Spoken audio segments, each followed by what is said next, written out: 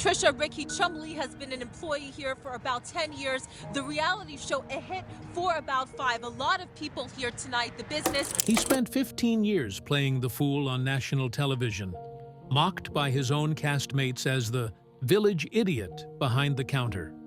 Millions of people laughed at him every week without even knowing his real name. There's Chum. This is what you look like at night vision.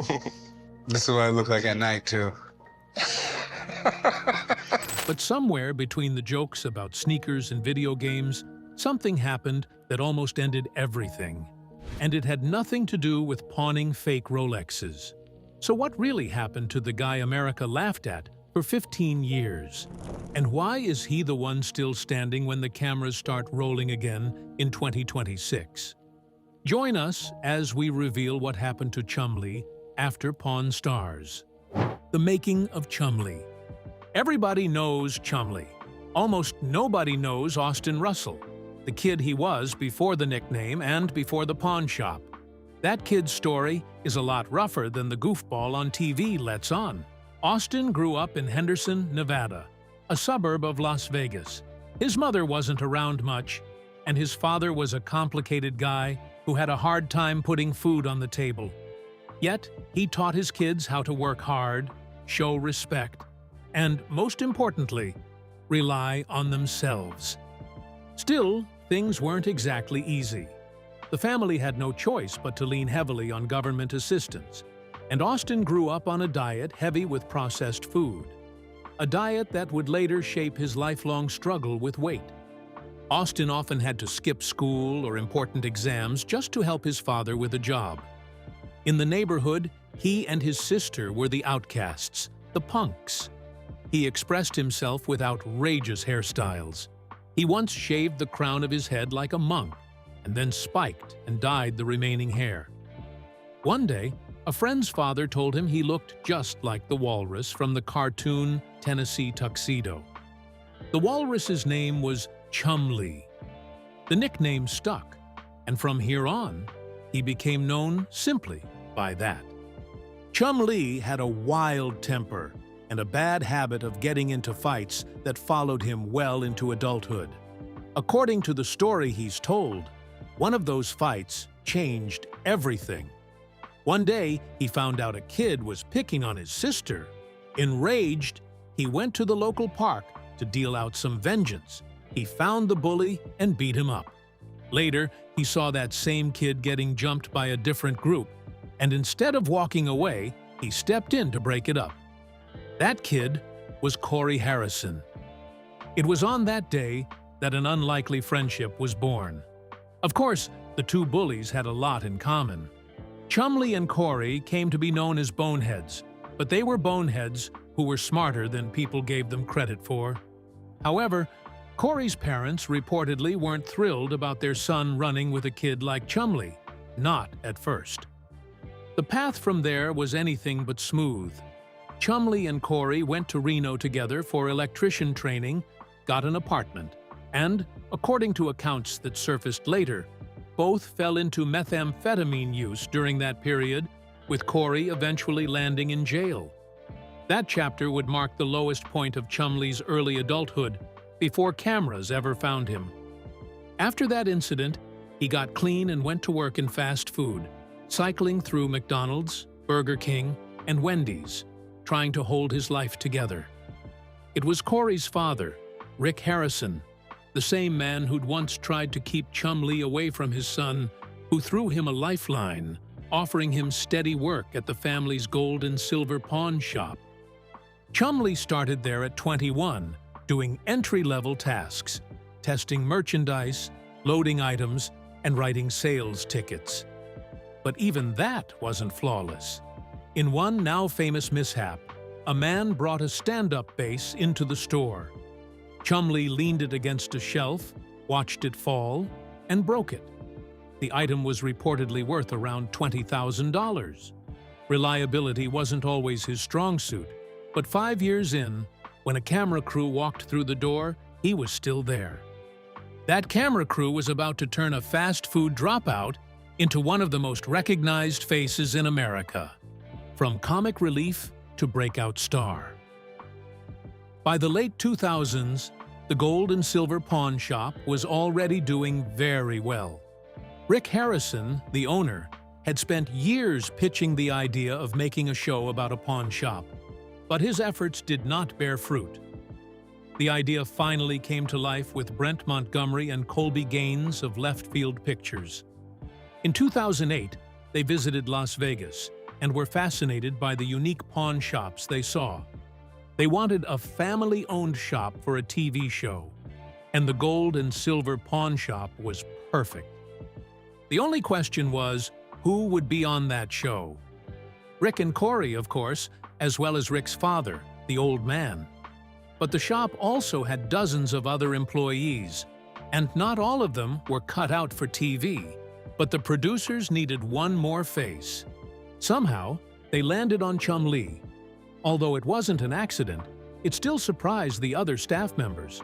Where everyone else saw just another employee, producers saw a longtime family friend with a chaotic streak, someone who looked like he was always one bad decision away from disaster. For some reason, they believed he was exactly the kind of unpredictability the reality show would thrive on. They weren't wrong, and that one casting decision changed the direction of his entire life. Pawn Stars premiered on History Channel in July 2009 and immediately became a phenomenon, trailing only Jersey Shore in the reality boom of that era. The numbers were solid enough. It was broadcast in roughly 150 countries, dubbed into 38 languages, and was successful enough to spin off multiple other shows, including American Restoration and Counting Cars, plus international versions in the UK, South Africa, and Australia. There was even a Pawn Stars game show and a branded prepaid debit card, a level of merchandising most reality shows never come close to. Inside that huge success, Chumlee became the standout. He was cast as comic relief, the guy who couldn't tell real gold from fool's gold, and was endlessly mocked by his own castmates as the shop's village idiot. He leaned into the role, and the audience rewarded him for it. He became arguably the most recognized name to come out of the franchise, and it showed in the numbers. His merchandise reportedly outsold every other cast members combined. In 2010, he sold half of his merchandising company to Rick Harrison for roughly $155,000, a deal that let the shop handle the volume his popularity was generating. But the biggest moment of his career arrived wrapped in tragedy. Shortly before Pawn Stars premiered, Chumlee's father died after 25 years of sobriety, undone in the end by the very thing he'd spent decades fighting. He never got to see his son become a television star. That loss followed Chumlee directly into the next chapter of his life, a chapter defined by more money than he'd ever had, and by a lifestyle that would test every bit of self-control his father had tried to instill in him. But fame is as strange as it is corrosive, and it changed Chumlee's life fast. The lavish lifestyle. Having made some serious money, Chumlee moved into Las Vegas's Country Club, one of the city's most exclusive neighborhoods. He built a sneaker collection that eventually topped 200 pairs. His garage filled up with a Rolls-Royce Phantom, a Maserati Gran Turismo, and a Range Rover. Even his dog reportedly wore a Louis Vuitton collar. It wasn't purely excess, though. The money also bought him a structure he hadn't had before.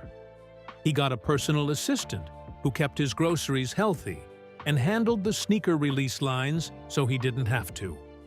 Between that support system and a renewed push toward fitness, Chumlee lost 75 pounds and, by his own account, stayed clean from controlled substances during this stretch. On the surface, it looked like a complete transformation. But was it? When wealth arrives suddenly, it rarely comes without a new temptation attached. Local fame in Las Vegas is its own category of exposure. It opens doors to parties, people, and access most 20-something reality stars have never had to manage. Chumlee suddenly had power in rooms he'd never been allowed into before, and by most accounts, he really used that power. He started seeing a woman named Tanya, and the relationship became a visible symbol of his new spending habits. For her birthday, he paid for cosmetic surgery, a gift that made headlines of its own kind among fans following his story. There was a harder question forming underneath the sneakers and the sports cars.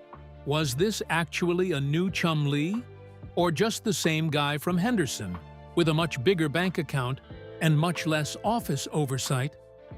The answer arrived in March 2016, and it nearly ended everything. An arrest that almost ended it all. On the morning of March 9, 2016, Las Vegas police showed up at Chumlee's home with a search warrant. The warrant was tied to an ongoing investigation into an accusation of sexual assault. Chumlee was reportedly the named suspect in that case. That allegation never resulted in charges and was never proven. But what officers found while executing the warrant became a different problem entirely. The police paperwork looked like a massive narcotics raid. Inside the house, they found and confiscated methamphetamine, a big pile of marijuana, and 17 Xanax pills, alongside various pipes and smoking gear scattered around the rooms. The meth was packed into 7 small capsules containing about 1.7 grams of powder. That discovery by itself was enough to turn a regular house search into a trip straight to jail. Then there were the guns. Police counted 12 firearms in the house, a mix of handguns, revolvers, rifles, and shotguns, and some of them were loaded.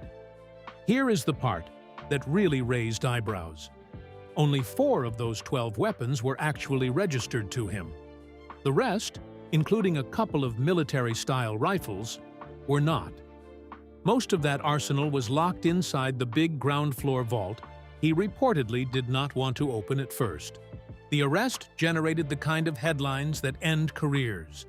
His longtime friend, Corey Harrison, came to his defense almost immediately, posting on Instagram, "Don't believe everything you hear. There are always 3 sides to a story: yours, theirs, and the truth." During interrogations, the police pointed out that the massive amount of drugs and gear in the house was unusual for someone who just partied on the weekend. In the official paperwork, investigators suggested that instead of just using it, he might actually be selling the stuff. That single accusation is what pushed a simple possession charge into much more dangerous territory, giving the prosecutors a reason to go after him with everything they had. Chumlee denied it, though. He told the police that the weed and the guns inside his vault were for his personal use. He admitted that he smoked a massive amount of marijuana and liked to buy it in big amounts, so he did not have to keep going out to buy more. Although he may have been answering honestly under the circumstances, admitting to owning meth, unregistered rifles, and a mountain of prescription pills is a terrible thing when the police are already on your case. For a guy whose whole public identity was being harmless and funny, this situation was a total nightmare. The History Channel stopped talking completely. The other guys at the shop went totally silent. For a few days, the only actual information came directly from the police report, which was slowly getting leaked to the news one piece at a time. But the arrest was only the beginning. Here is where things got genuinely scary for Chumlee. The unexpected charges. After the arrest, everyone knew Chumlee would be charged. Fans expected 1 or 2 minor charges. But everyone was shocked when the prosecution stacked up 20 felony charges, most of them tied to drug possession, plus a serious weapons charge for the unregistered firearms. When the charges were pinned on him, many people, perhaps even Chumlee himself, didn't realize how high the stakes really were. Some reports at the time pointed out that the combined charges, in theory, carried the possibility of an enormous prison sentence. For a reality TV star whose biggest on-screen crime was overpaying for a comic book, that was a brutal reality check. This was not a slap-on-the-wrist situation. This was the kind of thing that ruins lives. Chumlee was booked, processed, and then released after posting a $62,000 bond. The police findings had already suggested investigators saw him as a possible dealer, and that framing hung over everything. The difference between a guy with a drug problem and a guy moving product is the difference between probation and prison. And in those first weeks, nobody watching knew which way it would go. What made it worse was the timing. Pawn Stars had become one of history's biggest shows, pulling in millions of viewers and printing money through merchandise and spin-offs. And Chumlee was not some background extra. He was a breakout star, so his arrest was not just a personal crisis. It was a business problem for an entire television franchise. According to some media outlets, many fans started bracing for the worst. Message boards filled up with people convinced this was the end of the line. Everyone believed the network would cut him loose, and a felony case this loud would wipe him off the television for good. The assumption everywhere was simple. Chumlee was finished, and Pawn Stars would quietly move on without him. But the History Channel surprised everyone. They never pulled him from the show. There was no on-air acknowledgement of the arrest, no interruption in the family's public support, and once probation wrapped, no lasting dent in his role at the pawn shop. Being a guy whose entire brand had been built on being underestimated, walking away from a felony case with his career and his friendships intact was, in its own way, the most Chumlee outcome possible. But what came next was something probably no one, not even Chumlee, expected. Where Chumlee stands. Just because he got through the legal case didn't mean Chumlee's life smoothed out. The years that followed were rough for almost everyone connected to the show. Corey's house was broken into, with intruders reportedly bypassing the security system through a doggy door. Then old man Richard Harrison, the patriarch who'd built the pawn shop from nothing, died at age 77. For Chumlee, his personal life took its own hit during this stretch. He married Olivia Radman, a philanthropist he'd been dating for a few years, in a Hawaii ceremony in August 2019. But the marriage didn't last, and the two divorced not long after. The specifics of what ended it were never made fully public. So Chumlee did what he'd always done. He hustled. Rather than sit on his merchandising royalties, he kept stacking new ventures on top of them. In May 2017, he opened Chumlee's Candy on the Boulevard, a novelty candy shop directly across from the pawn shop, cashing in on tourist foot traffic. He became a fixture on Cameo, recording paid video shout-outs for fans. What emerges from this stretch is a more complicated portrait than the village idiot the show sold audiences in Season 1. Chumlee was a guy managing a felony case, a public weight battle, a broken marriage, and the deaths of people close to him, while simultaneously building out a small business empire on the side. Whatever else is true about Chumlee, the man clearly never stopped working an angle. Pawn Stars is still around, though not without more tragedy along the way. In January 2024, Rick Harrison's son, Adam, Corey's brother, though never a cast member himself, died from fentanyl and methamphetamine toxicity at age 39. He'd worked at the shop years earlier, before the show existed, but had stepped away from it by the time of his death. Rick addressed it publicly, telling reporters the fentanyl crisis needed to be taken far more seriously. The show didn't address the loss on camera. The franchise's most recent original episodes aired in September 2024, and Pawn Stars went on what the History Channel called an indefinite hiatus while the network figured out what came next. Rick and Chumlee didn't disappear during the gap. In early 2025, they launched Pawn After Dark, a podcast filmed in the back of the shop, keeping their audience engaged without a formal TV deal in place. Then, in December 2025, the news surfaced that Pawn Stars was coming back.